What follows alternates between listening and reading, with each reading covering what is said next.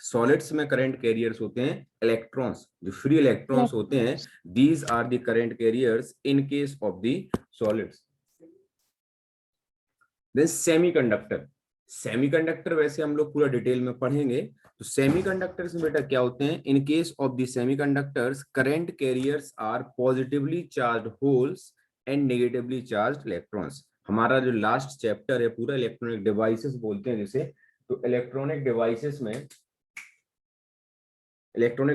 में हम पूरा डिटेल में पढ़ेंगे। अभी तो आपको सिर्फ याद रखना है कि इन semiconductor devices charged carriers are current carriers are positively charged holes and negatively charged electrons। ठीक। इन इंसुलेटर्स में बेटा कोई भी करंट कैरियर्स नहीं होते, आपको पता है कि ये करंट के फ्लो को ही नहीं अलाउ करता है। लिक्विड्स जैसे हम बात करें इलेक्ट्रोलाइट्स, आप लोगों ने इलेक्ट्रोलाइट सॉल्यूशंस देखे होंगे, जैसे कि आप बहुत सारे H2SO4 हो गया तो या NaCl हो गया, ये क्या होता है बेटा, इसमें Na+Cl- कैटाइन और जो एनाइंस होते हैं these are responsible for the conduction. तो इलेक्ट्रोलाइट्स में जो आपके करंट कैरियर्स हैं वो क्या होते हैं, आयंस। क्लियर है, कोई डाउट इसमें किसी को? अब इसके बाद नेक्स्ट हमारा आता है इलेक्ट्रोमोटिव फोर्स। इलेक्ट्रोमोटिव फोर्स क्या होता है, जिसे हम शॉर्ट में EMF बोलते हैं। It is the maximum potential difference between the two terminals of the cell when no current is drawn from the cell।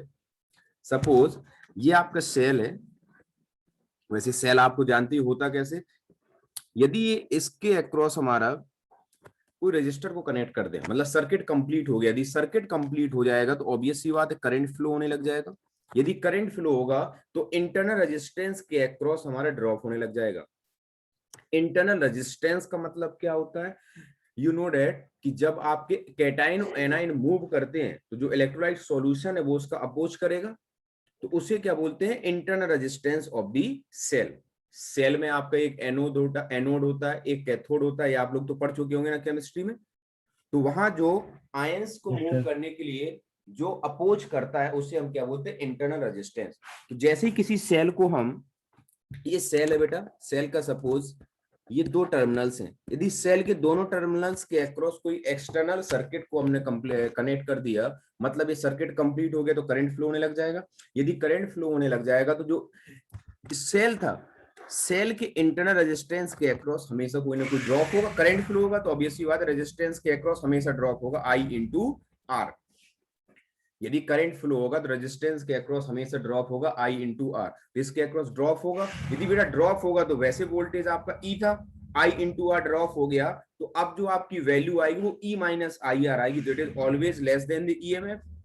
तो EMF के इक्वल कब होगा बेटा, EMF के इक्वल तब होगा जब कोई भी करंट फ्लो ना हो। और कहीं पर भी कोई करंट कब नहीं फ्लो होगा, यदि सेल के अक्रॉस हम सर्किट को ही ना कंप्लीट करें, कुछ भी कनेक्ट ना करें, तो फिर वो आपका सर्किट ओपन सर्किट होगा। उसे ही हम क्या बोलते हैं बेटा, EMF ऑफ द सेल। तो it is the maximum potential difference between the two electrodes of a cell when no current is drawn from the cell। It means when the circuit is open। EMF है बेटा, तो इसकी जो unit होगी volt या फिर joule पर coulomb. Then our next definition is electric current। Electric current क्या होता है बेटा, तो electric current is defined as the charge flowing through any section of the conductor in 1 second, I is equals to Q/T। यदि charge आपका variable है तो यही करंट को हम कैसे डिफाइन कर देते हैं, I is equals to dQ/dt। ऐसा यूनिट करंट की क्या होती है, एम्पियर। अब यदि कोई इलेक्ट्रॉन किसी सर्किल में रिवॉल्व कर रहा है, if an electron is revolving in any circle of radius R। अब हम इसमें करंट निकालना है, तो सबसे पहले बेटा टाइम पीरियड निकालें। Time period is equal to 2πr/v।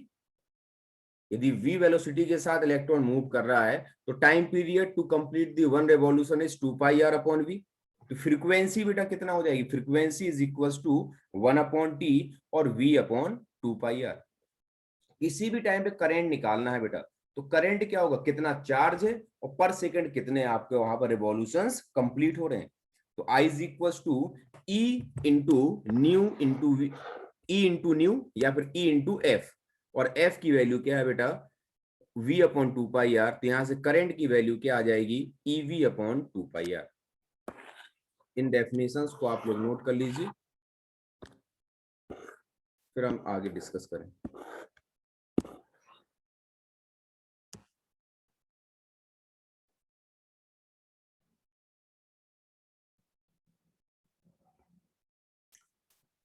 दिख रहा ना बेटा?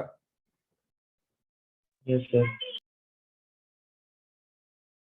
सर वैसे ही छोटा कर दीजिए, थोड़ी नीचे का भी हम लिखते जाएंगे। अच्छा, एक मिनट अभी कर रहा हूँ।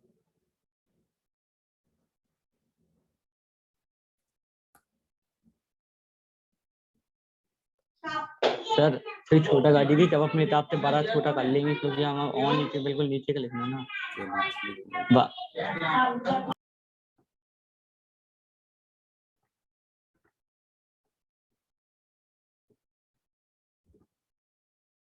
ठीक है,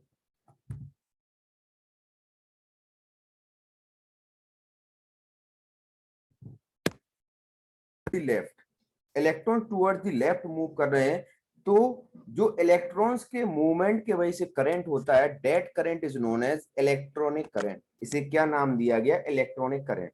लेकिन जो इलेक्ट्रॉन्स का बेटा फ्लो है वो from lower potential to higher potential है।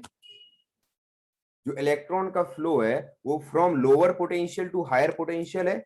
लेकिन आज तक कन्वेंशनली हम जो चीजें पढ़ते आए वो कैसा होता है, जैसे दो बॉडीज हैं, एक का टेम्परेचर ज्यादा एक का टेम्परेचर कम है, उन दोनों को कनेक्ट करते हैं या कांटेक्ट में लेके आते हैं तो हीट का फ्लो होता है from high temperature to lower temperature. For example हमने या फिर क्या किया कि दो हमने टंकी ले रहे हैं पानी की, एक में पानी का लेवल ज्यादा है एक में पानी कम है, यदि उसमें हम पानी फ्लो जो होगा automatically from higher to lower. तो जो चीजें हैं कन्वेंशनली वो कैसी होती थी, फ्रॉम हायर टू लोअर, लेकिन जो इलेक्ट्रॉन यहाँ पर फ्लो हो रहे हैं फ्रॉम लोअर टू हायर हो रहा है। तो कन्वेंशन ले लिया कि ये भी आपका कैसा है, प्लस से माइनस, और उस करंट को क्या नाम दे दिया गया, कन्वेंशनल करंट। तो जो आज तक हम लोग पढ़ते आ रहे हैं और क्या बोलते हैं, current always flows opposite to the direction of the flow of the electron, actually वो है क्या, conventional current.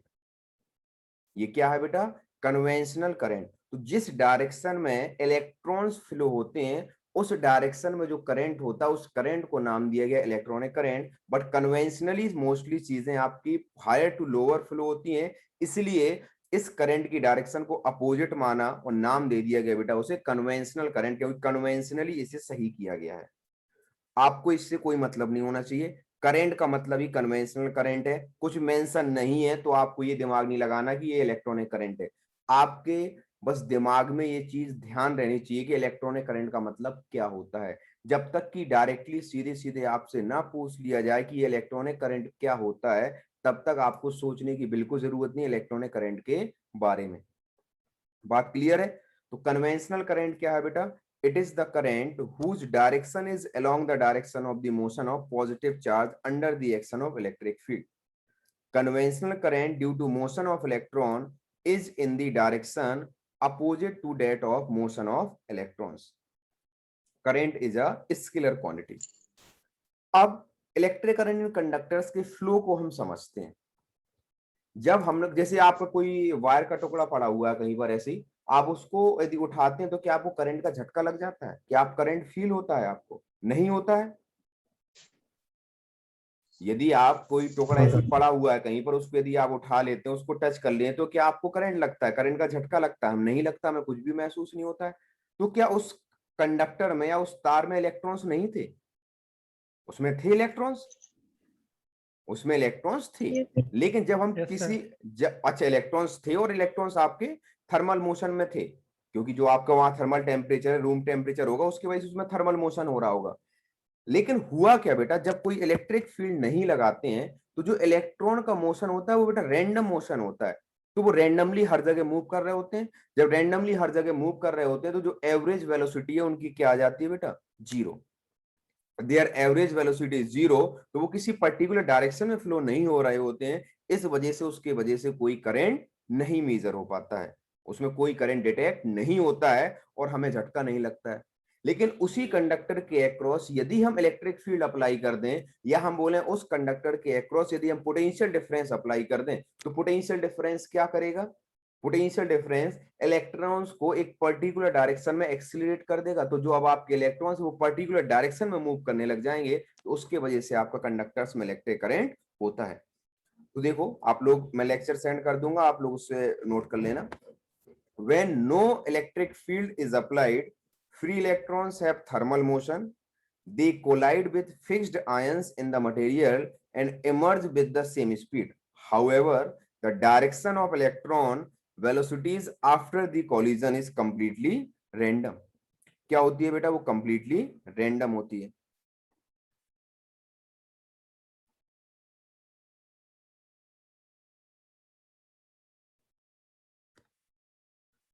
As the average thermal velocity of the electron is zero, therefore there is no current. When electric field is applied, the free electrons in the conductor are accelerated towards the positive end and a current is set up. कोई doubt बेटा इसमें किसी को? No sir. चलिए, very good. No sir.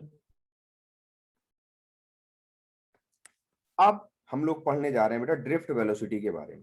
तो drift velocity क्या होती है? किसी भी कंडक्टर के अक्रॉस जब हम पोटेंशियल डिफरेंस अप्लाई कर देते हैं, तो इलेक्ट्रॉन्स पॉजिटिव टर्मिनल की तरफ किसी पर्टिकुलर स्पीड से मूव करता है या ड्रिफ्ट करता है। तो जिस स्पीड के साथ इलेक्ट्रॉन पॉजिटिव टर्मिनल की तरफ जाता है, उसे ही हम क्या बोलते हैं बेटा? Drift velocity. तो drift velocity is defined as the velocity with which free electrons get drifted towards the positive terminal under the effect of electric field. Clear बेटा यहां तक डेफिनेशन में कोई डाउट? अब बेटा हम ड्रिफ्ट वेलोसिटी के डेरिवेशन को, ज्यादा पोटेंशियल डिफरेंस, हाँ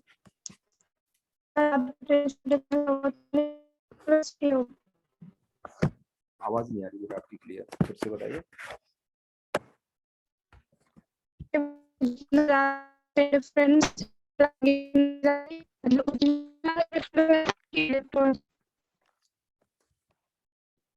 फिर से बेटा नहीं समझ में आ रहा, ये क्या हो रहा है? आप लोग कुछ कर रहे हैं क्या? No sir.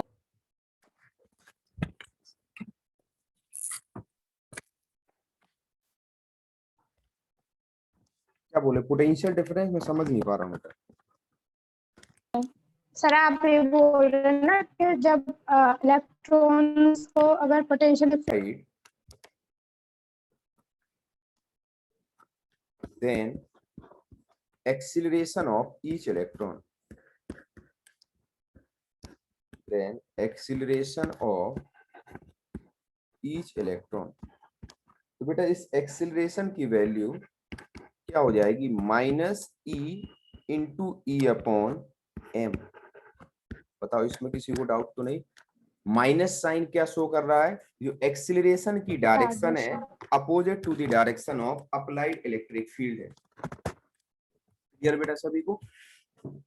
अब ड्यू टू दिस, हाँ, अब किसी भी इंस्टेंट नॉर्मली हम आपसे बात करें कि जो इनकी एवरेज वेलोसिटी थी वो 0 थी।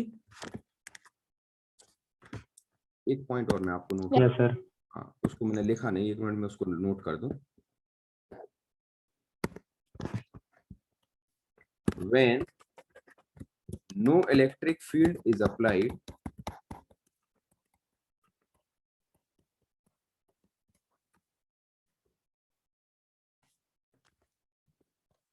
the thermal velocity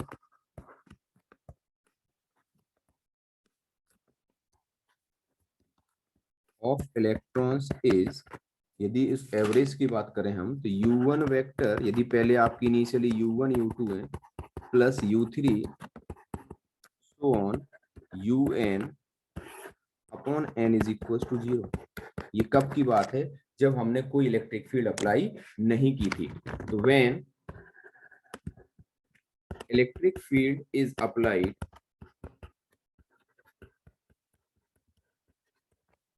acceleration of each electron is a vector is equals to minus e vector upon m, a equals to q e upon m होता है।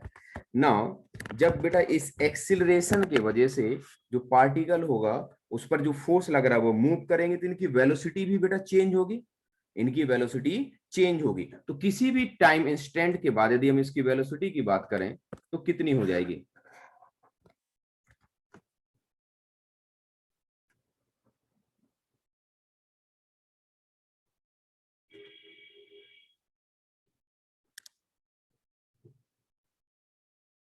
बेटा नोट कर लिया आपने इतना? नोट करते जाइए। आज मैंने जो ये किया थोड़ा सही से अप्लाई नहीं हो पाया, मैं कल इसको फिर से अच्छे से करूंगा। कर लिया बेटा इतना note? Yes sir. Okay.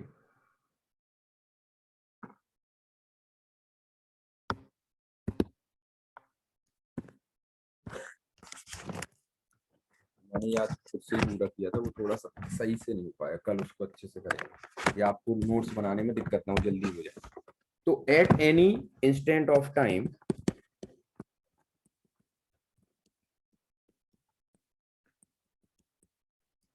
velocity acquired by the electrons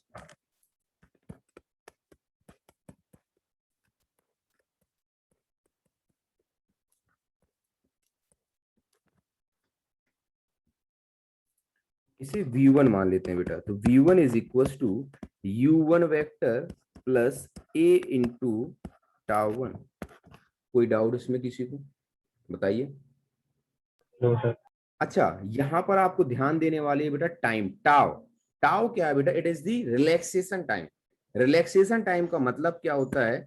एक कॉलिजन के बाद दूसरे कॉलिजन के बीच में जो जितना टाइम इंटरवल है बेटा उसे बोलते हैं हम relaxation time. It is the time elapsed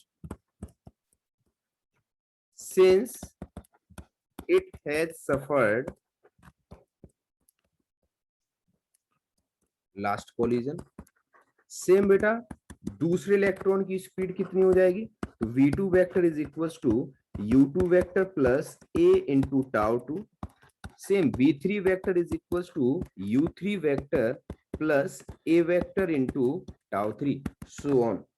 तो एवरेज वेलोसिटी क्या हो जाएगी बेटा? The average velocity. इसी एवरेज वेलोसिटी को ही तो बेटा ड्रिफ्ट वेलोसिटी बोलते हैं। The average velocity vd vector, drift velocity को vd से डिनोट करते हैं, is equal to v1 vector plus v2 vector plus v3 vector so on vn vector upon n। बेटा v1 की जगह हम क्या लिख सकते हैं? u1 plus a vector into tau one plus u2 vector plus a vector into tau two plus un vector plus a vector into tau n upon n। और इसे यदि अलग से लिखें बेटा तो ये क्या? u1 vector plus u2 vector so on un vector upon n plus a vector into tau one plus tau two so on plus tau n upon n लिख सकते हैं बेटा? इसे बताओ। Yes sir. किसी को डाउट तो नहीं? क्लियर है बेटा सभी को? अब पहली Yes, sir. इक्वेशन में जो इनिशियल जो वेलोसिटीज थी उनका एवरेज कितना था? जीरो था। जो इनिशियल वेलोसिटीज थी बेटा उनका एवरेज कितना था? जीरो था। जो आपकी ये वैल्यू है, ये वैल्यू कितनी हो जाएगी? This value is zero. इसको हम जीरो के इक्वल कर देते हैं। इसको नोट कीजिए बेटा यहां तक।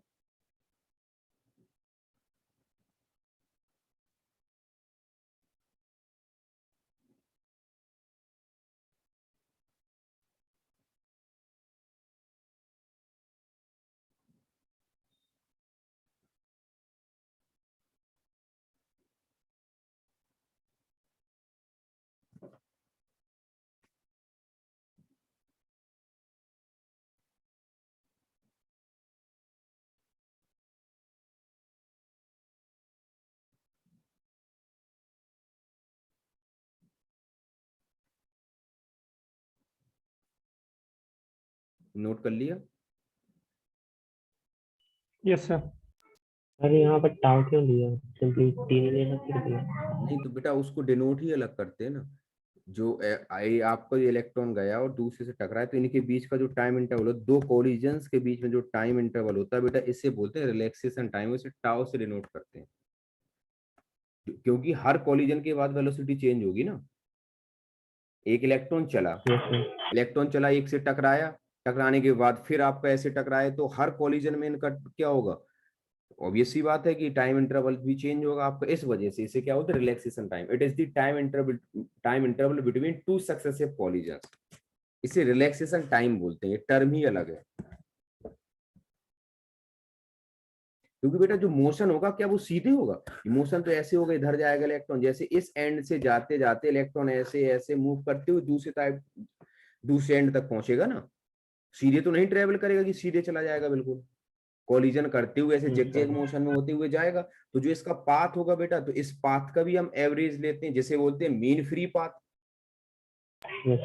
तो mean free path upon drift velocity. वैसे तो टाइम इक्वल टू क्या होता है, डिस्टेंस अपॉन स्पीड। यहाँ डिस्टेंस नहीं बेटा, ये mean free path upon speed, इसको हम क्या बोलते हैं, एवरेज रिलैक्सेशन टाइम। तो आगे अब इसकी वैल्यू को पुट कर दें बेटा, तो v d vector is equal to 0 plus a vector into tau, where tau is equal to tau 1 plus tau 2 plus tau n upon n, known as average relaxation time. Questions में आपको relaxation time directly given रहता है। ये बेटा क्या हो गया, VD vector is equal to A vector into tau, और VD vector is equal to A की वैल्यू क्या थी बेटा, minus E upon M into tau. This is the formula for the drift velocity. Here negative sign shows that the drift velocity is opposite to the direction of applied electric field. Negative sign shows that drift speed of electron is opposite to the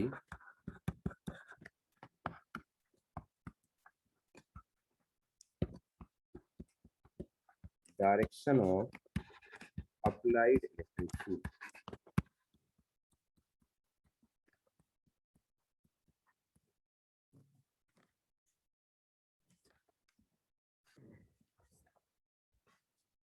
बेटा मैं अभी इस lecture को send कर दूंगा, starting जिसने नहीं लिखा होगा तो मैं अभी आपको सेंड कर दे रहा हूँ। आगे कल कंटिन्यू करते हैं बेटा मोबिलिटी। इतना सभी लोग पढ़ के आना। सर हाँ बताओ। सर लेक्चर सेंड कर देना अभी वाला। ठीक है, आज का लेक्चर वैसे भी बहुत खतरनाक तरीके से रिकॉर्ड हुआ है। कहाँ गायब थे?